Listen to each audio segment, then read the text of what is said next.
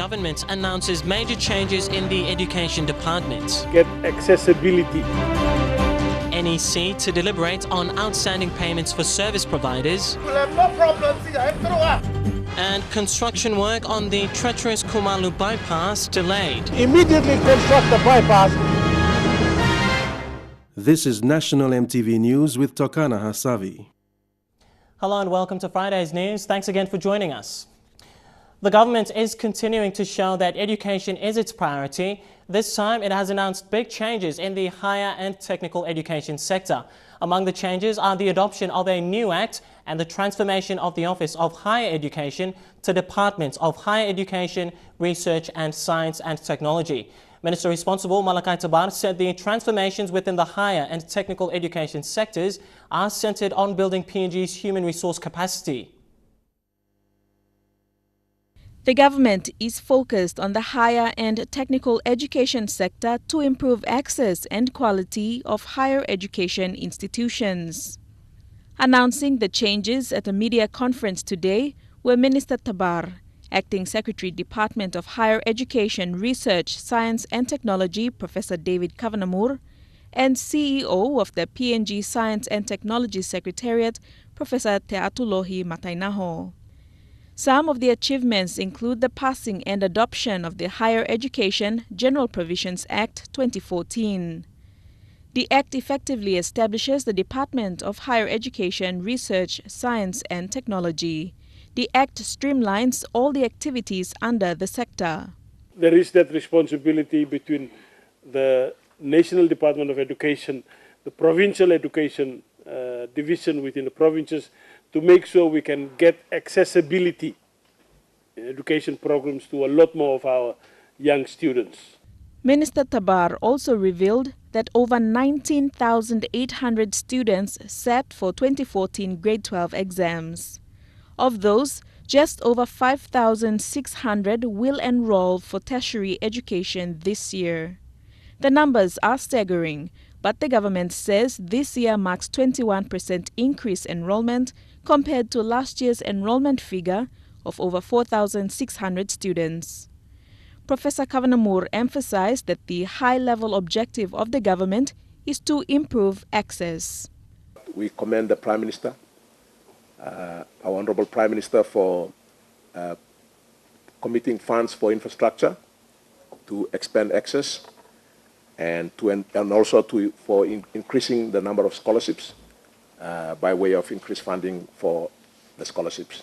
The government has also established the PNG Science and Technology Council Secretariat to coordinate all research, science and technology functions. A lot of our research students at the university tend to go outside abroad because they find more kind of opportunity, affiliation and support from research institutions outside of the country. But we need to have great opportunity and improve the level of support.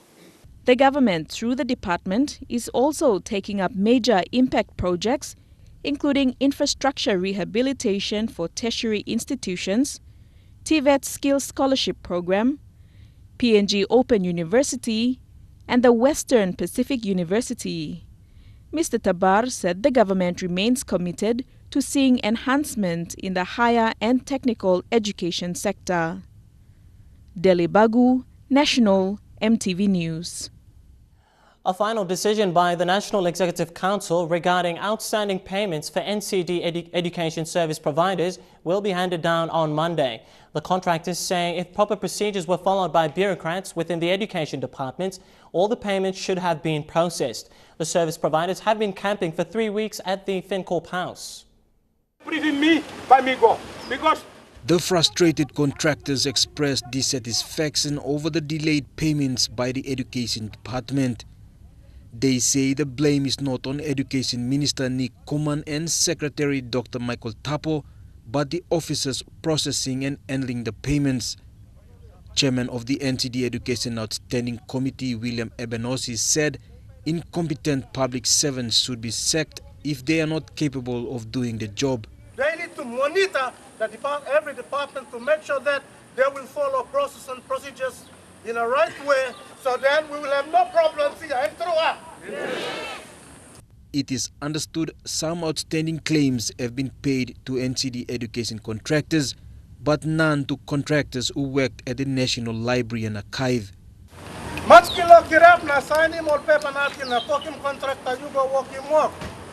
they call is pre-commitment. At the end of the day, contractors will just come here and sit and wait for money. Outstanding payments have gone beyond a substantial amount for the archive contractors since 2011. Today, the service providers were supposed to meet Education Minister Nick Kuman and Secretary Tapo, but did not eventuate. NEC will deliberate on the outstanding payments on Monday. The contractors say if their plight is left unattended, they will consider the closure of some schools in NCD.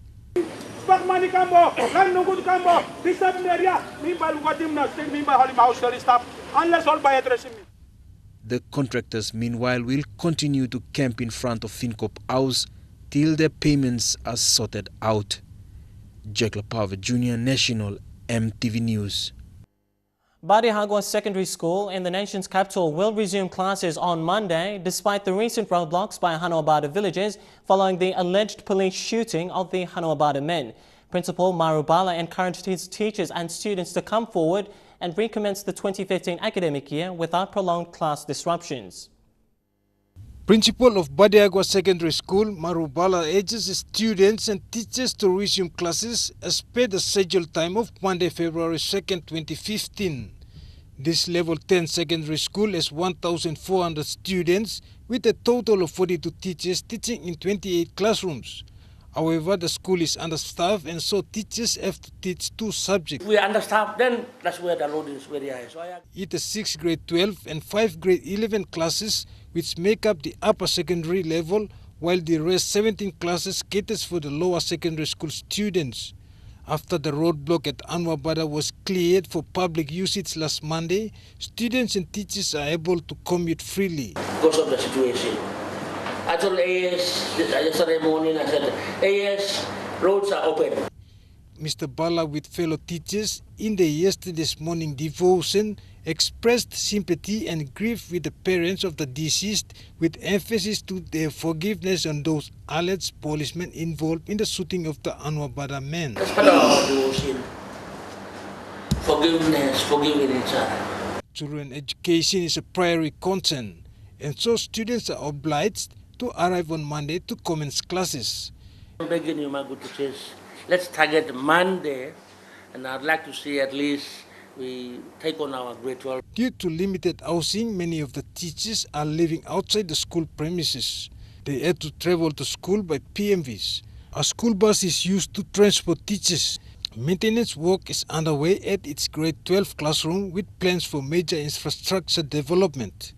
Thanks to the Office of Prime Minister for donating a bus and assisting with some funds, we saw the completion of 2 new classrooms. Eric Arupa, National EMTV News. Public servants' welfare and salary problems are some of the pressing issues that will be addressed by the new board of the Public Employees Association. PEA is the biggest union body in the country with almost over 10,000 members from government departments and provincial governments. The new board is headed by President Emma Faitali, who replaces former PEA President Anna Igor. Public Employees Association is the largest public sector union in the country. It is housed within the FinCorp building at Waigani in the nation's capital. At the declaration of the new board, it was announced that Emma Faitali would be the new president for PEA. She is not new to the union movement. Having worked with the Department of Personnel Management for 7 years, she wants to come up with solutions for public servants' better working conditions. Management skills in running such a huge union body is an asset, and Emma Faitali believes that she can extend the worries of her members to management level. Working alongside her is the Vice Deputy President of Public Employees Association, Polapin Kilangit. As a long-time employee of PNG Power, he is also familiar with the problems faced by union members. One of the main aims of the Public Employees Association is to increase the number of membership, which had declined over the years. It will also continue to push for better working conditions for public servants who are members of PEA. Bridget Komatep, National EMTV News. There is no room for corruption within the Bougainville Public Service. Those involved in such flawed activities will be dealt with accordingly under the Zero Tolerance on Corruption policy. This was the warning from newly appointed Chief Secretary to the Autonomous Bougainville Government, Monovi Amani. The Zero Tolerance on Corruption policy is among other disciplinary measures that will be implemented within the Bougainville Public Service to promote good governance. The newly appointed Chief Secretary warned public servants to keep out from such practices that only serve to deprive people from much needed goods and services. Work ethics through attendance and a smart dressing code will be implemented, with public servants expected to clock in at 7:45 a.m. and clocking out at 4:06 p.m. Bougainville Standard Time. Public servants clocking in later than 8:30 a.m. will be recorded as not having turned up for work. Monovi said the public service will not encourage overtime, but rather promote healthy living. Chewing of betel nut is also banned. There will also be strict governance on vehicles to ensure no unnecessary abuse of vehicle resources. Accountability will be high on agenda, and this means course of service delivery must be established first to know resource levels are required. Monovi said performance agreement will be signed with the ABG president that will entail policies that this government would like to achieve annually. All heads of departments will be held accountable for the achievement of the sectoral objectives in any given year. Failure will result in a performance review for contract renewal. Fabian Hakalitz, National EMTV News. And among more stories coming up after the break, construction on the Kumalu bypass in Morobe delayed. Stay with us.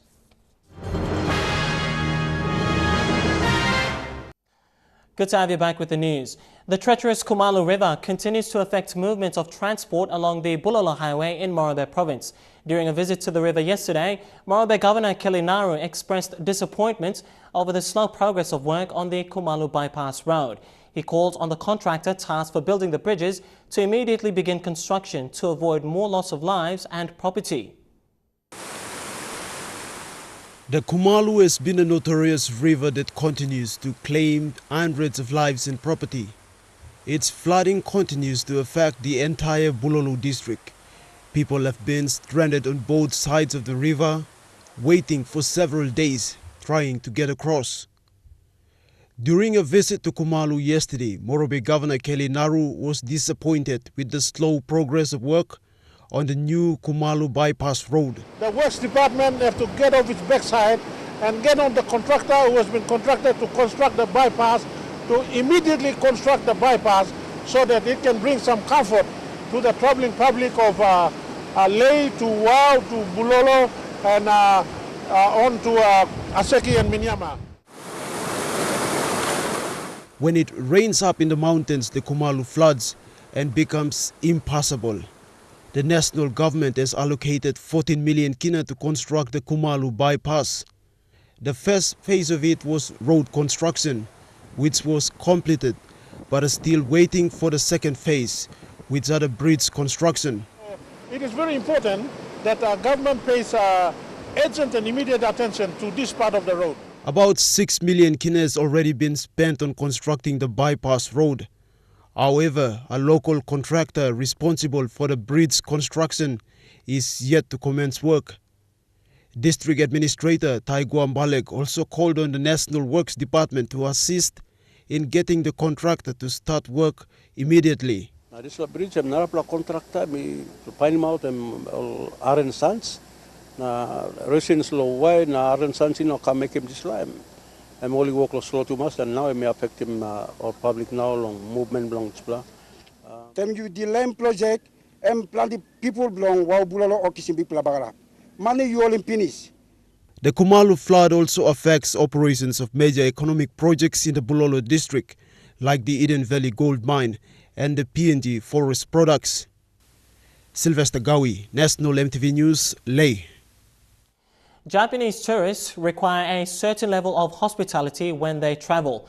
The types of Japanese tourists who come to PNG are classified as mid-centrics, who are open and looking to experience new things while expecting a certain degree of comfort from their accommodation. The Ambassador of Japan, His Excellency Morio Matsumoto, hosted a Japan and PNG tourism promotion event where these issues were discussed. The event is part of a series of programs that the Japanese Embassy will host to signify the 40th anniversary of Japan-PNG bilateral relations. This relationship is as old as the independent state of PNG. Tourism was the focus of the gathering as Ambassador Matsumoto spoke on how Japanese culture is a big part of service delivery in Japan's tourism industry. The nashi, or the spirit of Japanese hospitality, was on display this evening as Ambassador Matsumoto treated his guests to a taste of Japan. We'd like to promote our exchange of people in this year. For that, promotion of tourism is one of the most important parts of these efforts. Every year, PNG receives over 3,000 Japanese tourists. Most of them are between the ages of 40 and 60 who are mainly interested in World War II relics and sites. This number is decreasing as this group of tourists are reaching the age where they are unable to travel. However, for young Japanese tourists who are interested in sun, surf and escaping to a tropical paradise, there are very little chances of knowing about PNG. The reason why these young people are not coming very much is because of the advertisement or lack of knowledge. So we need to put more attention on the, promotion or let Japanese people know more about PNG. Alphonse Hayabe, who is a former scholarship student in Japan, has done research on the Japanese tourists to PNG, and he thinks we should take a more practical approach towards tourism in the country. What are the expectations? And then after we know the expectations, the reasons why they come, then we produce products to match those needs. While PNG has a lot to learn from Japan, there are some things Japan can learn from PNG as well. This country has preserved very nicely of their own culture, while some part of Japan has already abandoned their original culture. Sarah Aupong, National EMTV News. 2 new bridges will be reconstructed in West New Britain province by the Japanese government through the Japan International Cooperation Agency. This is after PNG government's request from last year for them to reconstruct the bridges. Today, the National Planning and Monitoring Department signed a grant agreement with JICA. The 2 bridges are Aum and Kapiura bridges, which are located between Kimbe and Silanga along New Britain Highway. The reconstruction will improve the highway, which is expected to service the surrounding economic activities such as the palm oil industry and forestry. The reconstruction cost 70 million kina. Improvement of this highway is expected to accelerate surrounding economic activities such as palm oil industries, forestry, and others. The New Britain Highway is one of 16 priorities of the National Highways described in the Medium-Term Development Plan of 2011 to 2015. The 2 bridges were first built in 1980s by a Japanese timber company but had since deteriorated. With the reconstruction, vehicles can easily enter the bridges. It will also have a safer pedestrian pathway and are disaster-free. The reconstruction will improve the scope of single lane to double lane. National Planning and Monitoring Department signed a grant agreement today, seeing it as a milestone development in our country. This is very important and it marks a milestone, like I said, Governor for the government of PNG and the people of PNG, especially in West New Britain and East New Britain. The official agreement came after Foreign Affairs and Immigration Minister Rimbing Pato signed an exchange note with the Japanese ambassador Morio Matsumoto the 23rd of this month. Vasina Tayama, National EMTV News. Training is the key and way forward for East New Britain to achieve its tag as a tourism province. Tourism Promotion Authority Australia Project Manager Kaylin Allen says a standard must be set that will cater for international tourists. But for this to be acquired, stakeholders within the tourism industry must prioritize workplace training and place their commitment to achieving the 3-year marketing plan. Tourism industry stakeholders, including Air Niugini, hotel and tour operators, with other local business houses, recently met in Kokopo with the PNG Tourism Promotion Authority and discussed several aspects that would help East New Britain Province achieve its tourism tag. Project manager Kaylin Allen, speaking at the meeting, said a 3-year marketing plan must be implemented to help East New Britain achieve the standard. It will be a waste of time and resources if there's no serious commitment from those within the tourism sector. A holistic approach, hard work and commitment are the way forward. The 3-year marketing plan covers several aspects, from integrating campaign, training, product development that raises awareness, education and motivation. It will also evaluate all tourism activities in East New Britain. Assessment will be based on areas like customer service, pricing structure at the hotel industry, tour packages, scheduling, expectations of customers, training with law and order. National flag carrier Air Niugini has supported the national government's initiative introducing the direct Rabaul Cairns service.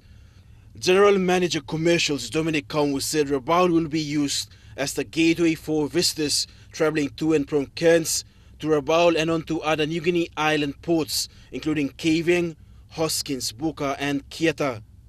Meanwhile, the national government's plan of making East New Britain a tourism hub province has been supported well by the provincial government.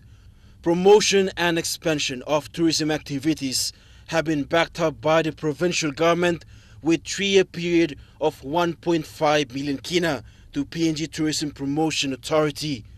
The national government's initiative is to make Rabaul become the tourism hub of Papua New Guinea, latest industrial centre, Mount Hagen agricultural capital and Port Moresby, the administration nerve centre of the country. Fabian Hakelitz, National EMTV News. A scientist at the National Agriculture Research Institute says Papua New Guinea needs new systems of food storage to ensure food security into the future. Cacao expert Elik Guaf says a system similar to the existing rice system has to be developed so that there is mass production and long-term storage. He added that while subsistence agriculture was enough to cushion Papua New Guineans against global economic shocks, it will not be enough to sustain the country if there is widespread disaster affecting several provinces at once. If the country is serious about the national food security, it's got to go into mass production of food and mass storage. And it's got to come up with a new system that will ensure national food security. And the rice system is there already. Unfortunately, rice is brought in and packaged, and it's providing to all corners of Papua New Guinea, ensuring the food system at the moment. Even though the roads have been cleared for tankers to transport fuel into various service stations in Port Moresby, motorists are still experiencing fuel shortages at designated service stations in the city, resulting in extended vehicle queues and traffic jams. It has created an opportunity for people in the informal sector to venture into business by selling fuel in containers. The shortage of fuel supplies in the city is creating an opportunity for those people engaged in the SME sector to venture into business. While more vehicles are expecting tankers to arrive and refill the service stations, vendors are providing alternate fuel for these vehicles. Meanwhile, they are selling fuels in containers along the roadside near service stations in Port Moresby. Vendors said as the demand for fuel supply is high, they are making good money out of it. 15 gallon, 20 gallon, or 4-5 rounds. And me look 600-700 kina. Vendors along 5 Mile service station area said they catch taxis to Erima to refill fuel in 20-litre containers. From these 20-litre containers, they refill into 2 and 5-litre containers. 2 litre is selling at 20 kina, while 5 litre is vending at 30 kina. Dem pas lo ye, me plus tali mol mangi bem play go kisim fuel or 15 gallon or 20 gallon come now, me plus kelim go 2 liters or 5 liters, me plus tali. Despite the high fuel price, PMVs traveling in and out of Port Moresby are not reluctant to buy fuel from these vendors. However, some vehicle operators said this fuel crisis is affecting their normal business operations. One vehicle owner, Gimakini, says they have been facing fuel problems since Monday. Another 3 hours now and maybe all day, I don't know. I have to buy outsiders, from outsiders. 2 liter cost me 20 kina, it's too expensive. Duty manager of 5 Mile Safe Station, Peter Wongio, said the 2 fuel reserve tanks are empty. At the moment, they are waiting for tankers to arrive and refill the 2 reserve tanks. Mr. Wongio said the company will resume operations until the tankers arrive. Some people come and tidy it. Some people are talk by kishim tanker, but people are establishing kishim. Wait kishim now. Eric Arupma, National EMTV News. Apologies as we cannot bring you the market report today, but stories making headlines overseas when we return. Stay with us.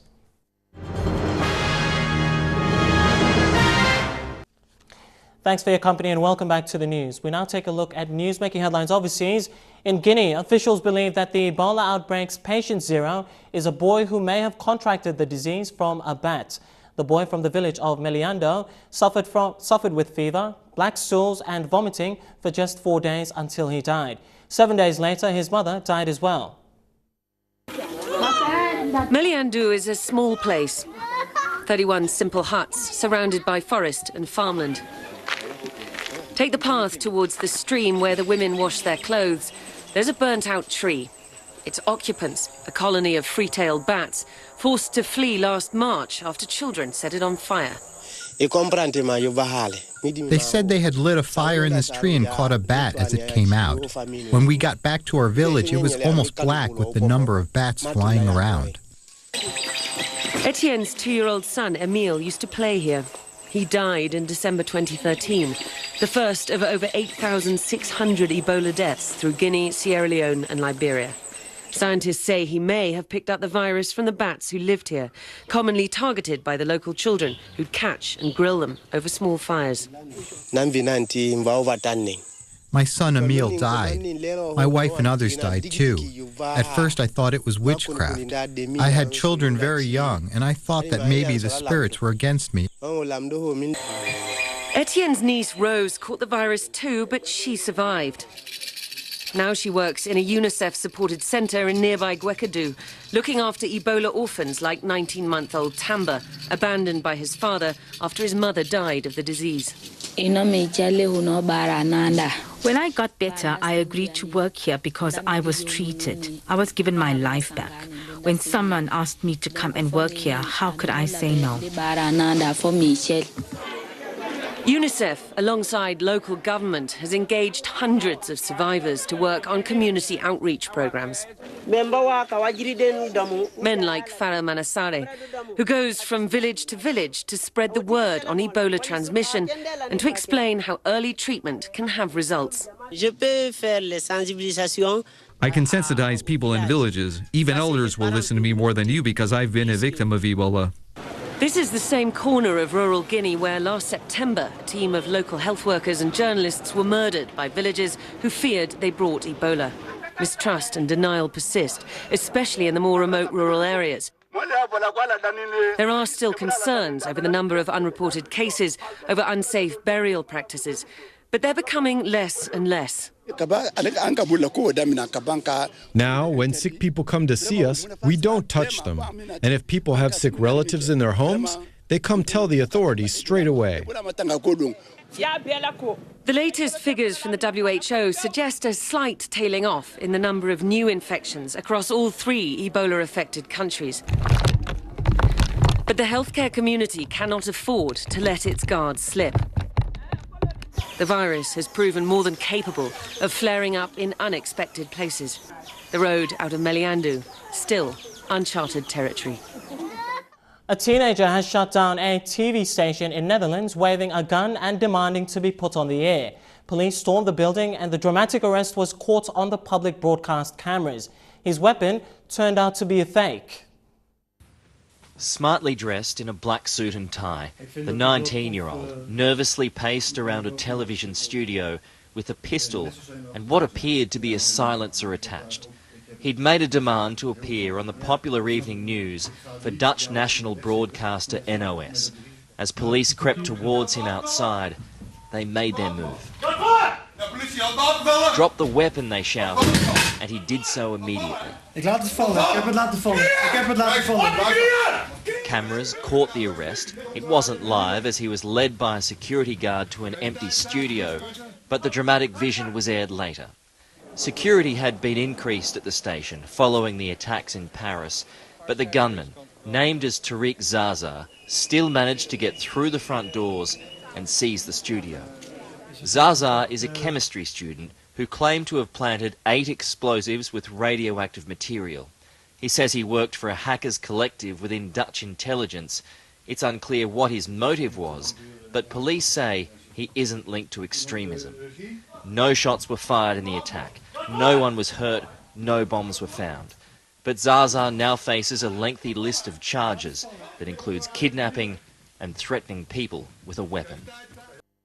You're watching National EMTV News tonight. True Guy Sports continues after the break. Stay tuned.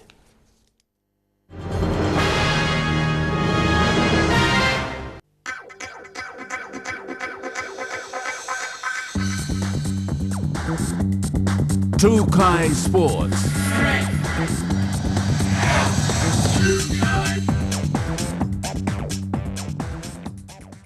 Welcome to True Guy Sports. 21-year-old Papua New Guinean Petoa Paraka has been selected to play alongside Will Genia against the Melbourne Rebels in Cairns, Australia on Sunday. Paraka's break into Super Rugby will make him the third Papua New Guinean to play at Super Rugby level. This weekend we'll see the trials of the Australian rugby season. Meanwhile, this may also be Genia's last year in Australian rugby, with talks he is heading to France. Genia is hoping to have a better season this year, leading to the 2015 Rugby World Cup. The national men's sevens team are in the final stages of preparation for the Wellington Sevens early next month. Returning recently from training and playing in local tournaments in Fiji, team manager Billy Rapila says the team has been working hard and are looking to perform well. Placed in a pool with current champions New Zealand and former champions England, the team is up for the challenge and are ready to play to their best. After a successful performance in the Noosa Sevens last year, the national men's sevens team has qualified to play at the Wellington Sevens early next month. The team is currently in camp and is focused on maintaining the form they showed at Noosa. The team were recently in Fiji for 3 grueling weeks of training, where they also played in a few local tournaments. Both Captain Hubert Chihara and team manager Billy Rapila say preparations are going well and they have taken a lot away from the recent trip to Fiji and believe it's a great stepping stone for not only the Wellington Sevens but the upcoming Hong Kong Sevens as well. Our preparation has been a bit tough. We went through some intensive training in Fiji and I think the boys are well prepared for the game, the tournament in Wellington. Fiji is one of the top leading country in rugby sevens and I reckon going through some intensive training there is a good preparation for any team like for PNG. It's an exposure. The team features many new faces who have yet to play in an IRB-sanctioned tournament, but Rapila says this is a new era for PNG Rugby Sevens and they have trained well to do well. Yeah, a big task for the team. There's only like 2 guys in the squad, Henry Lillikit and Eugene Tokova, who gone to Wellington previously. So it's a new squad, but at the same time, it's a new era for PNG Sevens. So it's really about these boys to go and make their mark, and what Coach Ferretti's put them through is really a good preparation for them. It's all now down to each individual's mental preparation at the end of the day and how they prepare themselves for the big games. Being placed in a pool with New Zealand, England and Canada, the team says they've prepared well and are looking forward to the challenge. Dion Kombeng, National EMTV Sports. Over to Rugby League, the Chairman's 15 team named to participate in the Cabramatta Nines this weekend have been placed in Pool E. PNG will be facing tough competition from the Philippines Team 2, American Samoa and Matla Team 1. The emerging Kumals will hope to better their performance in 2013. Both American Samoa and PNG will be using this Nines tournament as a building block to prepare players for selection come the Pacific Games. 32 teams will go head-to-head in this year's tournament.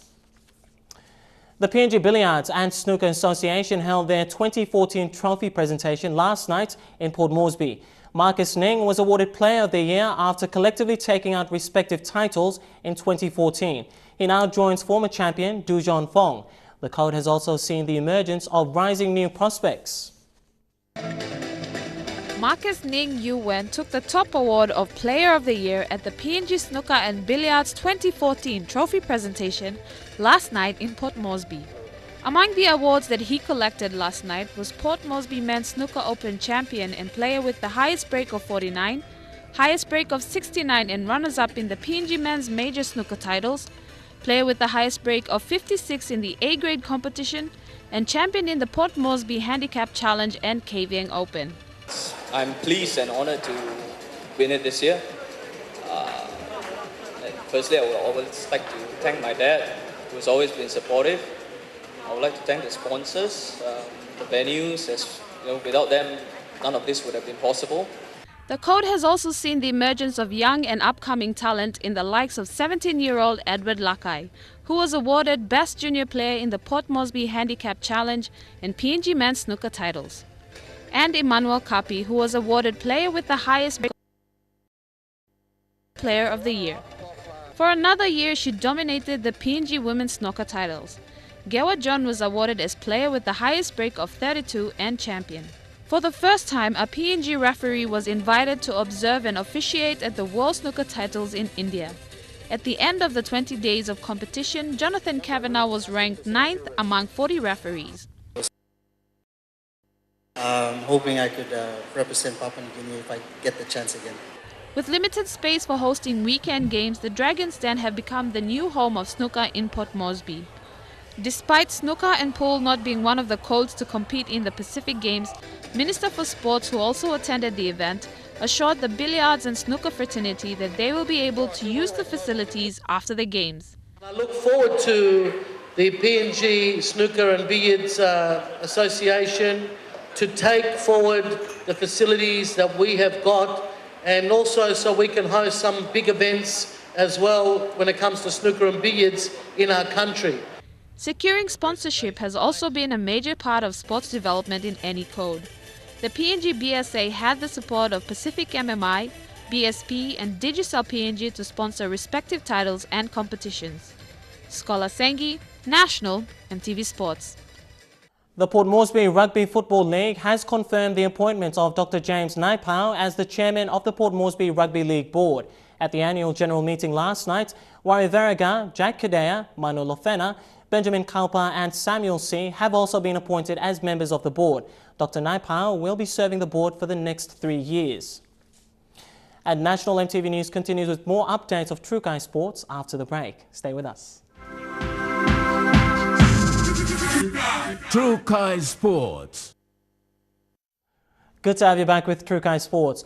Well, this weekend's National Telecom National Soccer League will see a doubleheader in Lae. After securing their first points in a draw against FC Port Moresby in round 1, Lae City Dwellers are hoping to keep their lead as they take on defending champions Hekari United tomorrow. Kodiak Upaiga and David Muta will be leading the team against former teammates Raymond Gunemba and Nigel Dabinyaba. Besta FC will go head-to-head with Oro FC in their main clash of the day at the Sir Ignatius Kilage Stadium. In Madang, Laiwadan Oval will see hosts Madang FC take on Admiralty as NSL makes a return to the soccer-mad province, while FC Port Moresby are on bye. Turning overseas now, the Asian Cup final will be decided very shortly when the Socceroos take on Korea. The Aussies are wrapping up their final training at the ANZ Stadium.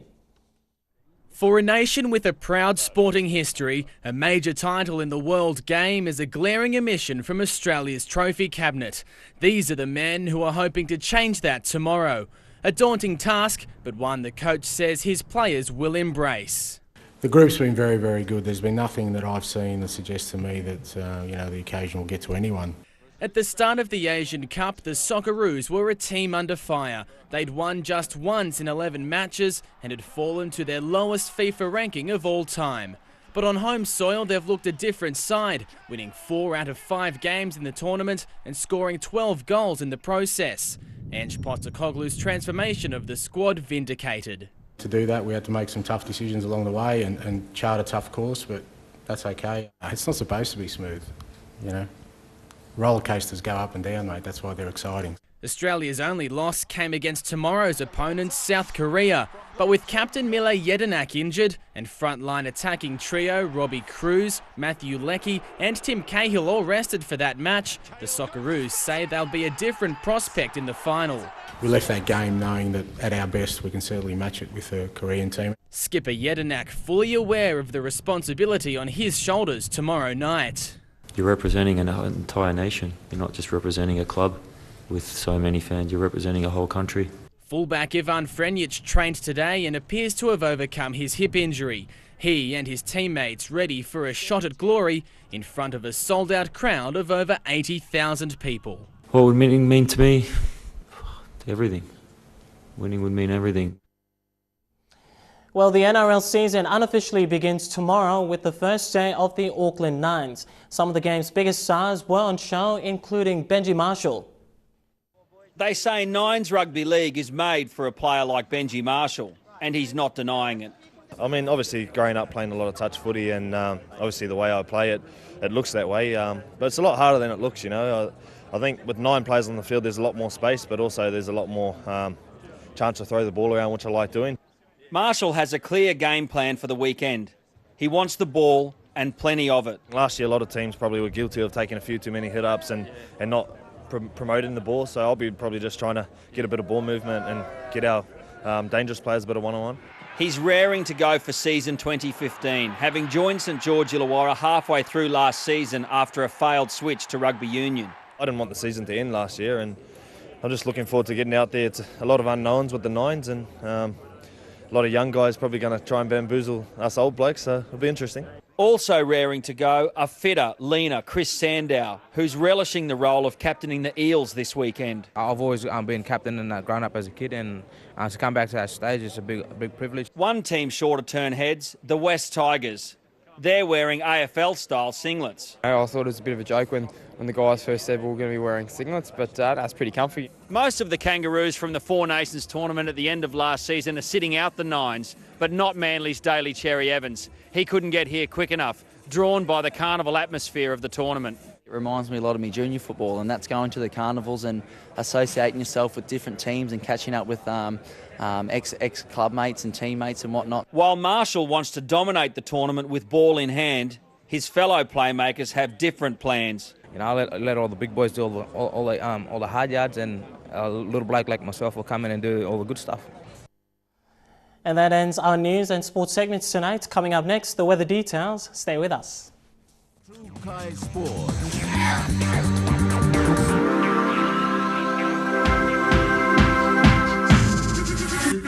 True Kai Sports. This weather information is brought to you by Tablebirds. A quick look at the weather forecast for tonight and tomorrow in southern region. Port Moresby cloudy and windy with squally showers. In Momase, Wewak and Vanimo, cloudy then early morning showers. In the New Guinea Islands, showers and rain for Rabaul, Kimbe and Loringa. And lastly in the Highlands region, all centres, evening showers and morning fog. Now recapping our main headlines again tonight before we go. The government announces major changes in the education department. Also, NEC to deliberate on outstanding payments for service providers, and construction work on the treacherous Kumalu bypass in Morabit delayed. Well, that's been National EMTV News tonight. I'm Tokana Hasavi. As always, thanks for your company. You take care and stay safe. Have an enjoyable weekend. Good night.